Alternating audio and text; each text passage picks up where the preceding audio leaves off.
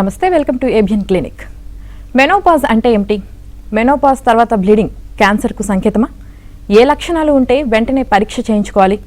ఇలాంటి మరిన్ని వివరాలు తెలియజేయడానికి ఇప్పుడు మనతో ఉన్నారు డాక్టర్ సింధూరి గోరంట్ల, కన్సల్టెంట్ ప్రసూతి మరియు స్త్రీల వైద్య నిపుణులు, అధునాతన laparoscopic and robotic surgeon, euro gynaecologist. ఇప్పుడు వారితో మాట్లాడదాం.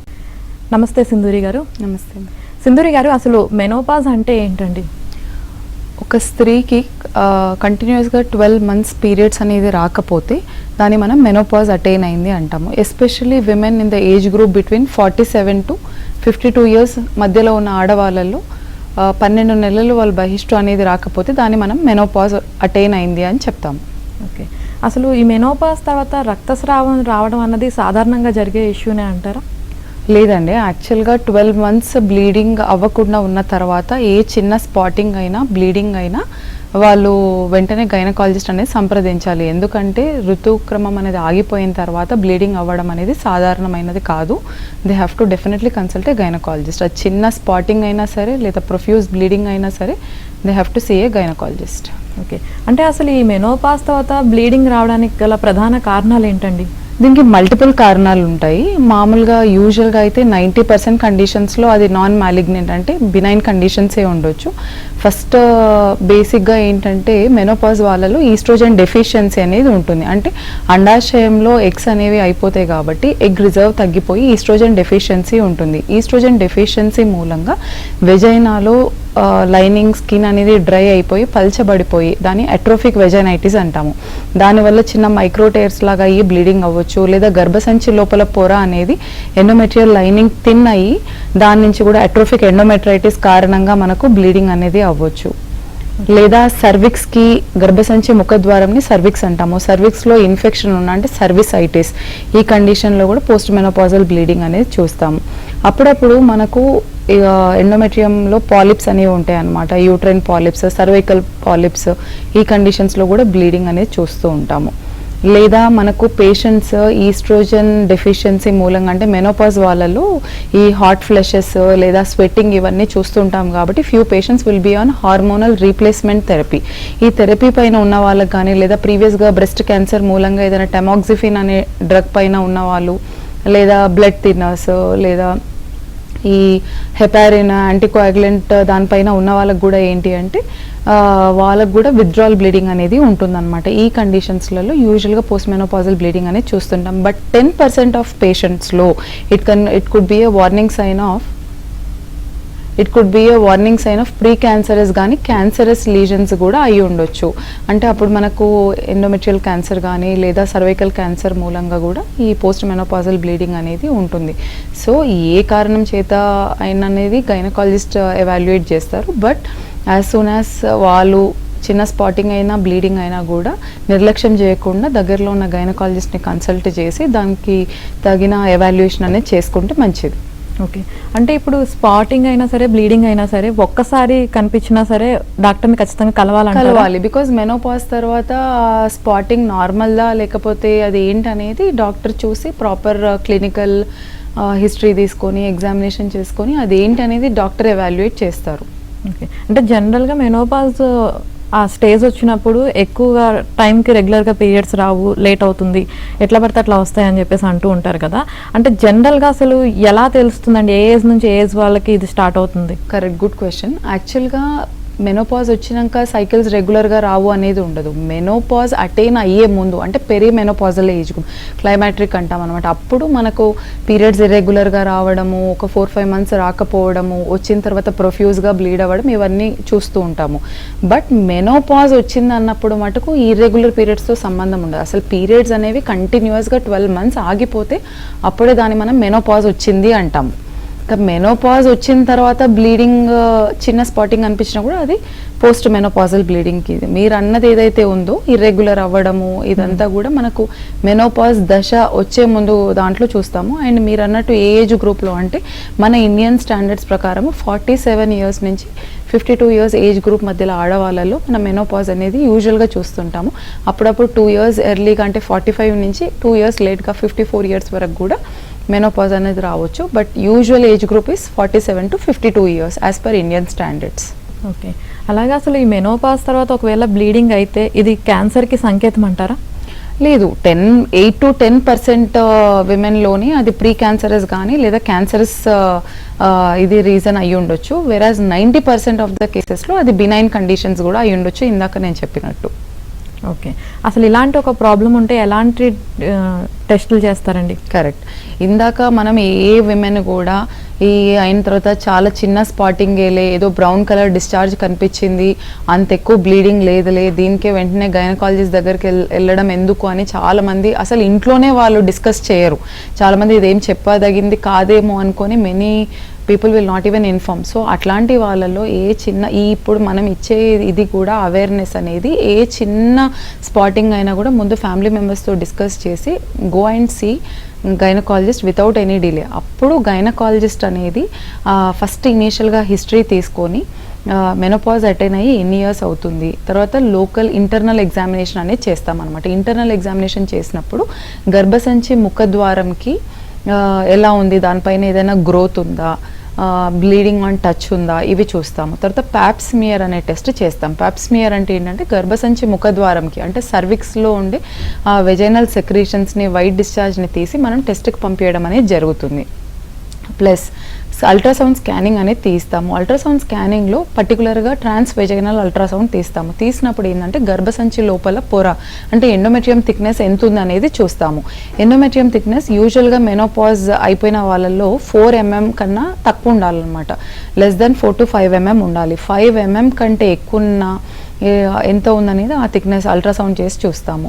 అది కాకుండా ఒకవేళ మనకు ఎండోమెట్రియం థిక్నెస్ 5 mm కంటే ఎక్కువ ఉంటే అప్పుడు మనం ఆఫీస్ బయాప్సీ అని తీసి దాన్ని మనం టెస్ట్కి పంపించడం జరుగుతుంది. లేదు మనకు అల్ట్రాసౌండ్లో ఏవైనా ఫైబ్రాయిడ్స్ ఉన్నాయి లేదా లోపల గ్రోత్ ఉంది, ఎండోమెట్రియల్ పాలిప్స్ ఉన్నాయి, సర్విక్స్లో పాలిప్స్ ఉన్నాయి అంటే అప్పుడు మనము గోల్డ్ స్టాండర్డ్ అంటాం. అంటే హిస్ట్రోస్కోపిక్ గైడెడ్ ఎండోమెట్రియల్ బయాప్సీ కానీ హిస్ట్రోస్కోపిక్ గైడెడ్ పాలిపెక్టమీ అంటే హిస్ట్రోస్కోప్లో చూసి వెంటనే అక్కడే ట్రీట్మెంట్ కూడా చేస్తాం. దాన్ని సీ అండ్ ట్రీట్ అంటాం అనమాట. హిస్ట్రోస్కోపీ అంటే చిన్న కెమెరా గర్భసంచి లోపలికి పంపించి ఎక్కడ ఏ విధంగా పాలిప్స్ ఉన్నాయా, ఉంటే ఎన్ని పాలిప్స్ ఉన్నాయి, లేదా మనకి ఏదైనా సమ్యూకోజల్గా ఫైబ్రాయిడ్స్ ఉన్నాయా, ఇవన్నీ చూసి అదేవిధంగా తిక్కున్న ఎండోమెట్రియంని మనం చిన్న ముక్క తీసి లేదా పాలిపెక్టమీ చేస్తే ఆ పాలిప్ని మనము టెస్ట్కి పంపించడం అనేది జరుగుతుంది. ఆ బయాప్సీ రిపోర్ట్ కానీ మనకు అప్పుడప్పుడు సింపుల్ హైపర్ప్లేసియా విత్ ఏటీపియా లేదా వితౌట్ ఏటీపియా, కాంప్లెక్స్ హైపర్ప్లేసియా, ఆ రిపోర్ట్ని బట్టి మనం అవసరమైతే హిస్టెక్టమీ ఆపరేషన్ అంటే గర్భసంచి రిమూవల్ అనేది చేయడం జరుగుతుంది. ఒకవేళ వితౌట్ ఏటీపియా ఉంది, పెద్ద ఇబ్బంది లేదు అంటే నెక్స్ట్ ఫర్దర్ ఫాలోఅప్ స్కాన్స్ చేసుకోవడము, ఫాలోఅప్ కన్సల్టేషన్స్ చేసుకోవడం అనేది జరుగుతుంది. బట్ మనకు ఆ బయాప్సీలో ఏమాత్రం ప్రీ క్యాన్సరస్గా వచ్చినా లేదా క్యాన్సరస్గా మనకు డౌట్ వచ్చినా స్టేజ్ 2A వరకు మనము సర్జరీ చేయడం జరుగుతుంది. ఒకవేళ అంతకంటే అడ్వాన్స్డ్ స్టేజ్ ఉంటే అప్పుడు ఫస్ట్ కీమో ఆ రేడియోథెరపీ చేసి ఫాలోడ్ బై సర్జరీ అనేది చేయడం జరుగుతుంది. రైట్ మ్యామ్, ఒక కాలర్ ఉన్నారు, కాల్ తీసుకుందాము. రమేష్ గారు అనంతపురం నుంచి కాల్ చేశారు. రమేష్ గారు మాట్లాడండి, డాక్టర్ సింధూరి గారు ఉన్నారు. మేడం నమస్తే. మేడం నమస్తే అండి, మేడం నమస్తే. మేడం నమస్తే. టీవీ చూడకుండా డైరెక్ట్ గా మాట్లాడండి అండి. మేడం ఏం లేదు, మా మిస్సెస్ 38 ఏళ్ళు మేడం. ఓకే. పీసీఓడి ప్రాబ్లం అని, గర్భసంచి ప్రాబ్లము, పిల్లలు లేదు మేడం నాకు. అనంతపూర్ బాలాకుమారి మేడం దగ్గర చూపిస్తున్నాను. ఓకే. అది నీరు గుడ్డలు పుట్టినాయని అంటున్నారు మేడం. చెప్పండి. అది దాని సజెషన్ కోసం హాస్పిటల్కి రావాలనుకుంటున్నాము, మీ మెడికవర్ హాస్పిటల్కి. తప్పకుండా రండి. బికాస్ పీసీఓడి అది ఏ స్టేజ్లో ఉంది, మైల్డ్ పీసీఓడియా, మోడరేటా, సివియరా, ఏ కండిషన్లో ఉంది, అది ఒక్క కారణమేనా లేదా వేరే ఇంకా ఇతర ఫ్యాక్టర్స్, ట్యూబల్ ఫ్యాక్టర్స్ అవన్నీ కూడా ఏమైనా ఉన్నాయా, ప్లస్ మిగతా హార్మోనల్ టెస్ట్లు చేయించి ఏ రీజన్ వల్ల పిల్లలు అవ్వలేదని చూసి దానికి తగిన ట్రీట్మెంట్ అనేది ఇవ్వడం జరుగుతుంది. డెఫినెట్గా you can come and see అండి, we will do necessary treatment. Okay, అసలు ఏ లక్షణాలు ఉంటే వెంటనే పరీక్ష చేయించుకోవాలంటారు, అంటే టెస్టులు చేయించుకోవాలంటారు? మెనోపాజ్కి సర్టన్ సిమ్టమ్స్ ఉంటాయి. మనకు మెనోపాజ్ అయింది అంటే మెనోపాజల్ సిమ్టమ్స్ అనేవి ఎలా ఉంటాయి అంటే మనకు బాగా హాట్ ఫ్లెషెస్ ఉంటాయి, తర్వాత నైట్ టైంలో చాలా స్వెట్టింగ్ కంప్లైంట్ చేస్తూ ఉంటారు. మానం దగ్గర డ్రైనెస్ ఉంటుంది, ఈస్ట్రోజన్ డెఫిషియన్సీ మూలంగా వెజనల్ డ్రైనెస్ అనేది ఉంటుంది. దాని తర్వాత మనకు బోన్ పెయిన్స్, లెగ్ పెయిన్స్, ఎందుకంటే మెనోపాజ్ వచ్చిన ఆడవాళ్ళలో బోన్ మినరల్ డెన్సిటీ అనేది తక్కువ ఉంటుంది. సో ఇవి ఉంటుంది. అదే విధంగా చాలా మూడ్ స్వింగ్స్ ఉంటాయి, ఇరిటబిలిటీ ఉంటుంది, త్వరగా కోపం వస్తుంది. దాని తర్వాత చాలా చిన్న వాటికి వేరే వాళ్ళపైన చిరాకు పడుతుంటారు. సో యూజువల్గా పేషెంట్స్కి ఒకవేళ ఈ హాట్ ఫ్లషెస్ ఉన్నా, స్వెట్టింగ్ ఉన్నా, లేకపోతే మూడ్ స్వింగ్స్, ఇరిటబిలిటీ ఇవన్నీ ఉన్నప్పుడు ఏంటంటే అవి మనకు మెనోపాజ్ సిమ్టమ్స్ అన్నట్టు. ఇలా ఉన్నప్పుడు ప్లస్ ఏదైనా స్పాటింగ్ ఇలా ఉన్నా కూడా, నార్మల్గా ఒకవేళ స్పాటింగ్ లేకపోయినా మెనోపాజ్ అటైన్ అయిన ఆడవాళ్ళు యూజువల్గా సంవత్సరానికి ఒకసారి ఇయర్లీ యాన్యువల్ చెకప్ అనేది వెరీ వెరీ ఇంపార్టెంట్. వాళ్ళు యూజువల్గా బ్రెస్ట్ సోనోమామోగ్రఫీ కానీ లేదా అల్ట్రాసౌండ్ కానీ చెకప్ అన్నీ చేసుకోవాలి యూజువల్గాని. అండ్ దానికి తగిన హార్మోనల్ రీప్లేస్మెంట్ థెరపీ తీసుకోవడం కానీ, లేదా నాన్ హార్మోనల్ ట్రీట్మెంట్ తీసుకోవడము, కాల్షియం సప్లిమెంటేషన్ తీసుకోవడము, లైఫ్ స్టైల్ మోడిఫికేషన్ చేయడము, ఇట్లాంటివన్నీ చేయాలి. దాంతో పాటుగా if they notice any spotting or bleeding, అప్పుడు మీరు లేట్ చేయకుండా, లేదా మొన్ననే యాన్యువల్ చెకప్ చేయించుకున్నాము దాంట్లో ఏం లేదు కదా అని నిర్లక్ష్యం చేయకుండా, the moment you notice any kind of bleeding, just go and see your gynaecologist without any delay. They will decide whether it is a normal one or malignant one. Let them check and decide what exactly it is. Right ma'am, ఇంకో caller ఉన్నారు. నమత గారు ఆదిలాబాద్ నుంచి call చేశారు. నమత గారు, మీ doubt ఏంటో అడగండి. Madam నమస్కారం. మేడం నమస్తే అండి, అడగండి. సింధూరి గారు ఉన్నారు. మేడం నాకు 3 years వరకు డేట్స్ రాలేదు, పీరియడ్స్ రాలేదు. 3 years తర్వాత మొన్న February 15th అట్లా డేట్ వచ్చింది. అయితే డాక్టర్ దగ్గరికి వెళ్తే డిఎన్సీ టెస్ట్ అవన్నీ చేసిండు. చేసిన తర్వాత మెడిసిన్స్ ఇచ్చిండు. 40 days ఏమో ఒక మెడిసిన్ బ్లీడింగ్ అయిపోయి ఇచ్చిండు. అది అయిపోయిన తర్వాత మళ్ళీ నెక్స్ట్ మా గోళ్ళు 4 days అని అయిపోయినాయి గోళ్ళు. అప్పుడు 1 month తర్వాత మళ్ళీ బ్లీడింగ్ వచ్చింది. ఫస్ట్ మళ్ళీ డాక్టర్ దగ్గరికి వెళ్ళాము. వీరికి ఆమె 6 month టాబ్లెట్లు వాడాలా, అది ఎండబెట్టే పొర 10 mm పెరిగింది, ప్రాబ్లం ఏం లేదు, అన్ని నార్మల్ అని చెప్పింది. మరి ఇట్లా రావడం డేంజర్ అని ఊరికి భయం అనిపిస్తుంది అప్పుడప్పుడు. బయాప్సీ రిపోర్ట్ ఏమని వచ్చింది మీకు? బయాప్సీ నార్మల్ వచ్చిందని చెప్పింది మేడం. ఓకే, బయాప్సీ టెస్ట్ అన్ని నార్మల్ వచ్చింది. అయితే ఇప్పుడు నేను టాబ్లెట్ వాడుతున్నాను 2 months నుంచి బ్లీడింగ్ కాకుండా. Okay, 6 months వాడాలన్నారు. మరి ఏమైనా ప్రాబ్లమా లేకపోతే చూపించుకోవాలన్నా అని మీకు కాల్ చేసింది. ఒకసారి చూయించుకుంటేనే బెటర్. ఎందుకంటే ఎండోమెట్రియం పొర అనేది తగ్గి మళ్ళీ మళ్ళీ బ్లీడింగ్ వస్తుంది అంటే అది డెఫినెట్గా థిక్ ఉంది, మనకు హార్మోనల్ ఇంబ్యాలెన్స్ ఉంది. సో ఎక్కువ రోజులు మెడిసిన్స్ వాడడం కూడా కరెక్ట్ కాదు ఆఫ్టర్ మెనోపాజ్. సో ఒక్కసారి కన్సల్ట్ అయ్యి ఆ బయాప్సీ రిపోర్ట్ ఏందనేది చూసి దానికి తగిన ఇది ఇవ్వడం జరుగుతుంది. ఒకవేళ బ్యాక్ టు బ్యాక్ మనకు అట్లా బ్లీడింగ్ అవుతుంది, ఎండోమెట్రియం పొర డిఎన్సీ చేసినాక కూడా మనకు మందంగా ఉంటుంది అంటే one of the option you can consider hysterectomy surgery consider చేయొచ్చు. బికాస్ ఫ్రీక్వెంట్ ఫాలోఅప్స్ అనేది ప్రాక్టికల్గా పాసిబుల్ కాకపోవచ్చు. అట్లాంటి కండిషన్స్లో గర్భసంచి ఆపరేషన్ చేయించుకుంటే బెటర్. రైట్ మ్యామ్, మరో కాల్ ఉన్నారు. నాగేశ్వరరావు గారు కాల్ చేశారు. నాగేశ్వరరావు గారు మాట్లాడండి, డాక్టర్ సింధూరి గారు ఉన్నారు. సార్ టీవీ వాల్యూమ్ మ్యూట్ లో పెట్టి డైరెక్ట్ గా మాట్లాడండి డాక్టర్ తో. నమస్తే మేడం. నమస్తే మేడం. నమస్తే, చెప్పండి మేడం. నేను టీచర్ నండి, నెల్లూరు డిస్టిక్. మా మిస్సెస్ అమ్మాయి డేట్ రావట్లేదు మేడం. సార్ టీవీ చూడకుండా డైరెక్ట్ గా అడగండి. 6 months అయింది మేడం, డేట్ రావట్లేదు మేడం. ఎంత అండి ఏజ్? 43, 44 ఉంటాయి మేడం. ఓకే,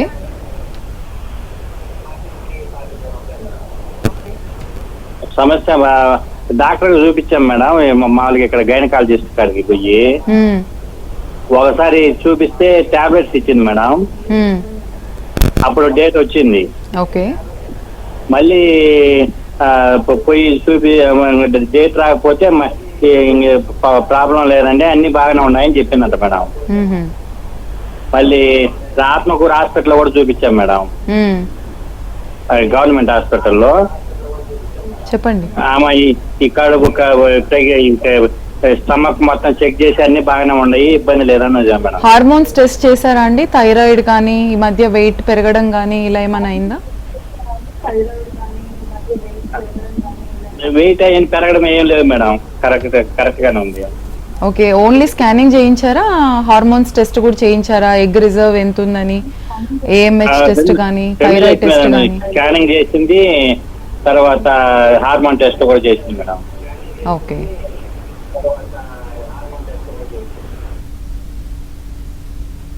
అన్నీ నార్మల్ ఉన్నాయంటే మీ సైడ్ నుంచి diet, exercise, life style modification చేయండి. ఒకవేళ వెయిట్ గెయిన్ ఉంటే వెయిట్ లాస్ అవ్వడానికి ట్రై చేయండి. హెల్దీ హ్యాబిట్స్ మెయింటైన్ చేయండి. కొందరిలో ఏముంటుందంటే కొందరు ఫ్యామిలీస్లో ఎగ్ రిజర్వ్ అనేది త్వరగా తగ్గిపోయి ఎర్లీగా మెనోపాజ్ వచ్చేస్తుంటుంది అనమాట. ప్రీమెచ్యూర్ ఓవేరియన్ ఫెయిల్యూర్ ఉండడం వల్ల ఏంటంటే ఎర్లీ మెనోపాజ్ కూడా ఉంటుంది. అన్నీ బాగున్నాయి అన్నప్పుడు లైఫ్ స్టైల్ మోడిఫికేషన్ చేసి కొన్ని రోజులు వెయిట్ చేయండి. ఒక 12 months కానీ కంటిన్యూ, ఇప్పుడు 4 months అయింది అంటున్నారు కదా, ఒక 12 months వరకు ఒకవేళ ట్యాబ్లెట్ వేసుకోకుండా 12 months వరకు పీరియడ్ రాకపోతే అప్పుడు మీరు ఎర్లీగా మెనోపాజ్ అటైన్ అయిందని అనుకోవచ్చు. అది మీరు గమనించండి ఇంకొక 8 months చూసి. సింధూరి గారు, ముందుగా ఒక కాలర్ ఉన్నారండి, కాల్ తీసుకుందాం. సుమా గారు కాల్ చేశారు. సుమా గారు, మీ డౌట్ ఏంటో అడగండి. Good afternoon madam. Good afternoon అమ్మా, చెప్పండి. మేడం, మా ఆంటీకి ఎండోమెట్రియం థిక్నెస్ వచ్చేసి 14 mm ఆఫ్టర్ మెనోపాజ్. ఓకే, ఇప్పుడు రిపోర్ట్స్ అన్ని నార్మల్ గా ఉన్నాయి మేడం. ఇప్పుడు మరి ఎట్లా అంటారు, అది ఎండోమెట్రియం అన్ని రిపోర్ట్స్ నార్మల్ వచ్చాయి, బయాప్సీ కూడా నార్మల్ గా వచ్చింది. ఓకే, సర్జరీ కంపల్సరీ అంటారా, లేకపోతే డిఎన్సీ చేస్తే సరిపోతుందా? ఇప్పుడు డిఎన్సీ చేయించుకోలేదా మీరు? చేయించుకోలేదు మేడం. మరి అంత నార్మల్ అని ఎలా చెప్పారు? రిపోర్ట్స్ అండ్ బయాప్సీలో అయితే నార్మల్ గా వచ్చింది. ఓకే, ఓన్లీ బయాప్సీ తీశారు. హిస్ట్రోస్కోపిక్ గైడెడ్ డిఎన్సీ చేయించుకోండి.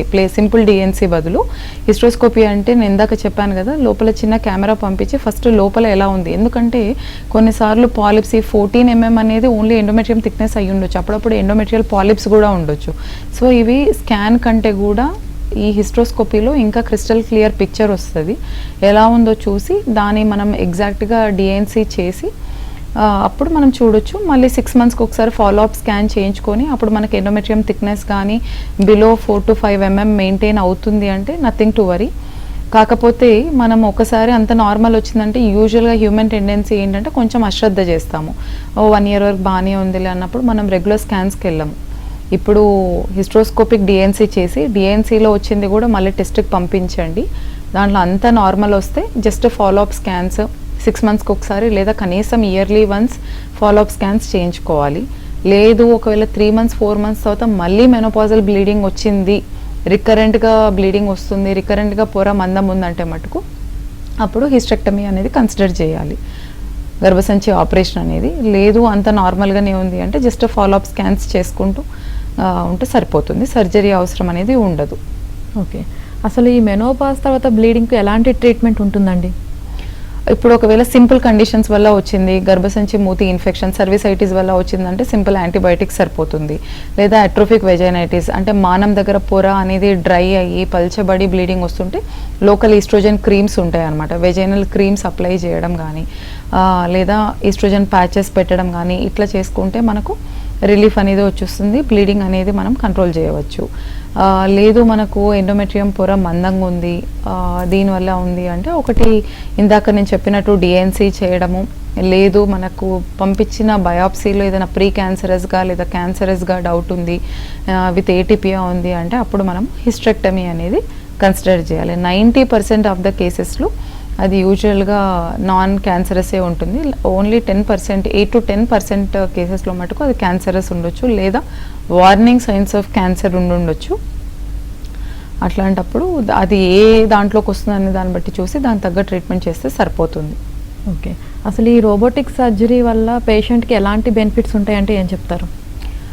రోబోటిక్ సర్జరీ అనేది చాలా గేమ్ చేంజర్ అండి. ఇప్పుడు మనకున్న సర్జికల్ దీంట్లో అడ్వాన్స్మెంట్స్లో బేసిక్గా గైనకాలజీలో రోబోటిక్ సర్జరీస్ అనేది ఏ కండిషన్స్కి వాడుతున్నాము అంటే ఫైబ్రాయిడ్ రిమూవల్ సర్జరీ అంటాం, అంటే మయోమెక్టమీస్లో, లేదా గర్భసంచి రిమూవల్ సర్జరీ హిస్టెక్టమీలో, అదేవిధంగా ఓవేరియన్ ట్యూమర్ సర్జరీలో, ఇట్లాంటి కండిషన్స్లో, అదేవిధంగా ఫర్టిలిటీ ప్రిజర్వింగ్ సర్జరీస్, సేక్రోకాల్పోపెక్సీ, ఇట్లాంటి కండిషన్స్లో మనము రోబోటిక్ సర్జరీ అనేది పేషెంట్కి కానీ సర్జన్కి కానీ చాలా కంఫర్ట్ అనేది వచ్చిందనమాట. ఏం అడ్వాంటేజెస్ ఉంటాయి రోబోటిక్ సర్జరీలో అంటే బేసిక్గా మనకు ఎస్పెషల్లీ ఒబేస్ పేషెంట్స్లలో కానీ లేదా ఆ పర్టికులర్ పేషెంట్కి ప్రీవియస్గా చాలా మల్టిపుల్ సర్జరీస్ అయి ఉండడము, అంటే 3 సిజేరియన్స్ కానీ 4 సిజేరియన్స్ అయి ఉండడము, లేదా వేరే హర్నియా సర్జరీస్, ఇట్లాంటి పేషెంట్స్కి ఇప్పుడు సపోజ్ పోస్ట్ మెనోపాజల్ బ్లీడింగ్ ఉంది, ఇప్పుడు హిస్టెక్టమీ చేయాలి అంటే ఈ పేషెంట్స్లో యూజువల్గా లాట్ ఆఫ్ అడేషన్స్ అనేవి ఎక్స్పెక్టెడ్ అనమాట. ఇట్లాంటి మల్టిపుల్ సర్జరీస్ అయిన పేషెంట్స్లో ఈ అడేసియోలైసిస్ కానీ లేదా హిస్టెక్టమీ సర్జరీస్ అనేది చాలా ఈజీగా కంఫర్టబుల్గా చేయడం అనేది జరుగుతుంది.